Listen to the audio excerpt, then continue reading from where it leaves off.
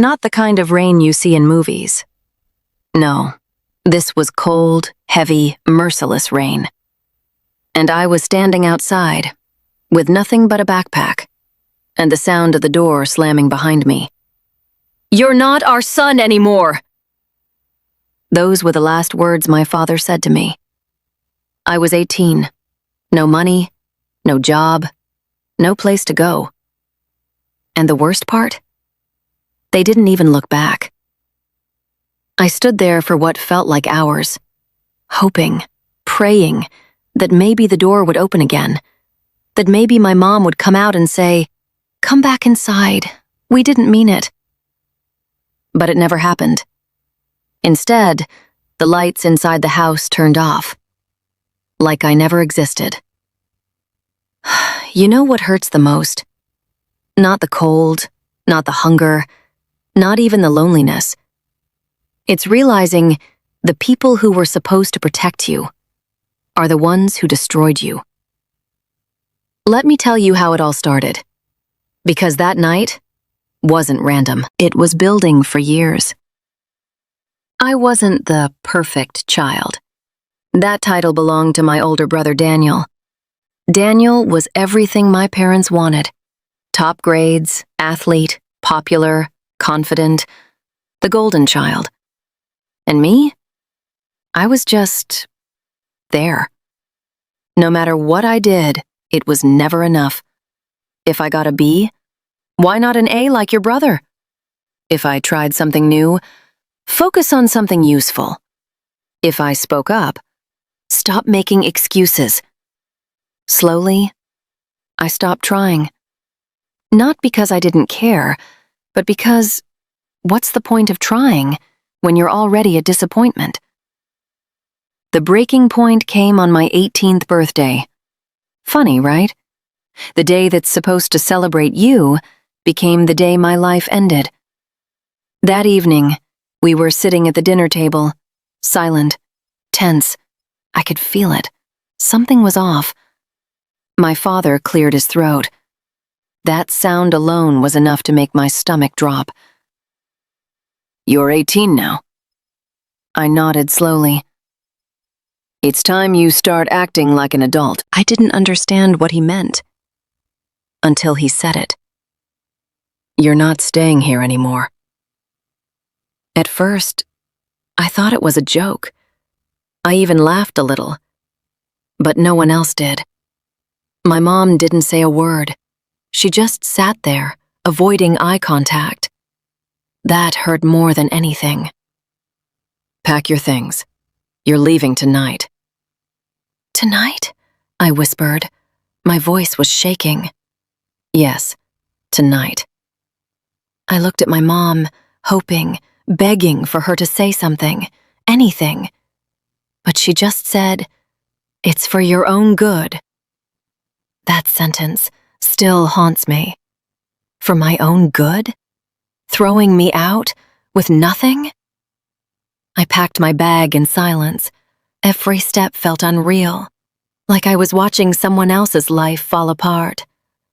When I came back downstairs, my father was already at the door, waiting.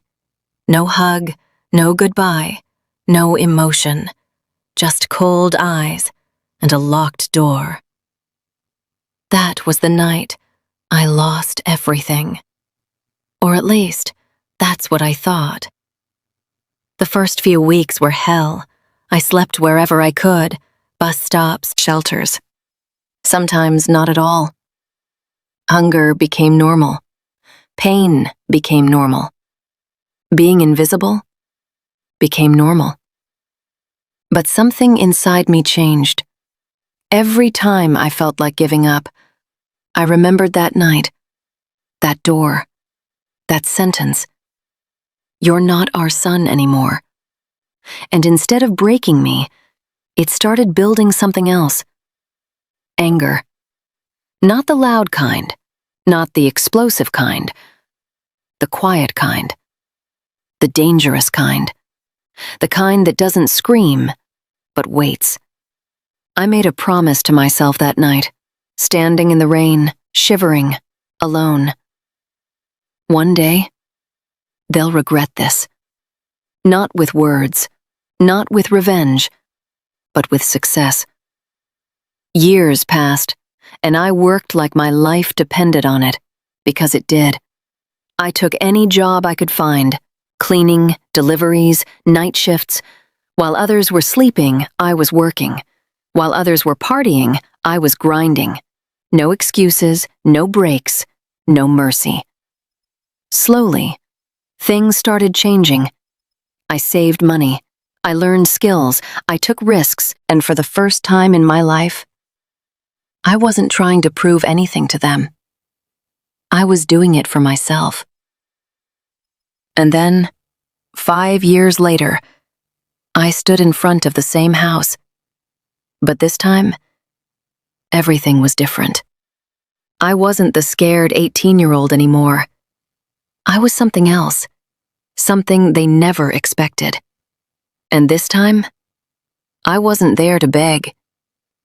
I was there to take everything back. I stood across the street, staring at the same house that once threw me away like I meant nothing. But this time, I wasn't cold. I wasn't hungry. I wasn't broken. I was in a black car, wearing a tailored suit, with more money in my account than my father had ever seen in his life. Funny how life works. The same boy who slept at bus stops was now about to own the house he was once kicked out of. I took a deep breath. Not because I was nervous, but because this moment, I had lived it 1,000 times in my head. Every sleepless night, every painful memory, every moment I wanted to quit. It all led here. I stepped out of the car. The air felt different, heavy, almost like the past itself was watching me. The house looked the same walls, same windows, same door. The same door that was slammed in my face. But something was off. The paint was fading. The garden was dry. It wasn't the perfect house anymore, just like they weren't the perfect family anymore. I walked up to the door, slowly, calmly, and knocked. A few seconds later, the door opened. And there he was. My father. Older. Weaker. Tired. For a second, he didn't recognize me. But then, his eyes widened. You? I didn't smile. I didn't react. I just looked at him, the same way he looked at me that night. Cold. Yeah. Me. Silence. 5 years of silence, standing face to face. My mom appeared behind him, and when she saw me, her hand covered her mouth, like she had seen a ghost. "You're back?" she whispered. Back? No. I didn't come back. I came forward. "I'm not here to visit," I said calmly. My father frowned. "Then why are you here?" I reached into my pocket and pulled out a document. Then I handed it to him. He looked confused at first, but as his eyes moved across the page, his face changed. Confusion to shock to disbelief. This isn't possible." I tilted my head slightly. "It is." He looked at me again, but this time, not with anger, with fear. "You bought the house?" I nodded. "As of this morning, it's mine." Silence. Heavy. Crushing. My mom stepped back like her legs couldn't hold her anymore. No. No. This can't be happening. But it was. You see, they didn't know. After I left, things didn't go well for them. My father's business failed, debt piled up, bills they couldn't pay, and eventually, they had to sell the house. The same house they kicked me out of. And guess who bought it? Me. Not for revenge. No, that would be too simple. I bought it because I could. Because I earned it. Because I built myself from nothing while they lost everything. "You can't do this," my father said. I looked at him, calm, unbothered. "Didn't you do the same to me?" That hit him, hard. He had no answer, because there was none. My mom stepped forward, tears in her eyes.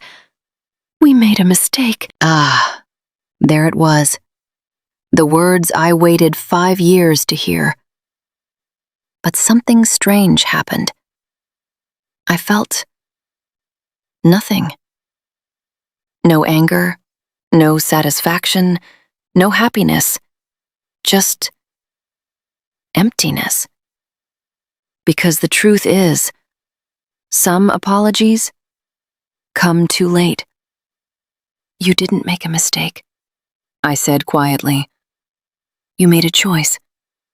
Silence again. "And now, this is mine." I stepped past them, into the house. Every corner, every memory came rushing back. But it didn't hurt anymore. Because I wasn't that boy anymore. I turned around and looked at them one last time. "You have 1 week to move out." My mom broke down, crying, begging, "Please, don't do this." But I didn't react. Because 5 years ago, I begged too. And they didn't listen. I walked toward the door, then stopped, just for a second. Without turning back, I said, "You taught me something that night." Silence. That no one is coming to save you. I opened the door. So I saved myself. And walked out. This time, I didn't look back. Because I didn't need to. They already knew. They lost. And karma? It never forgets.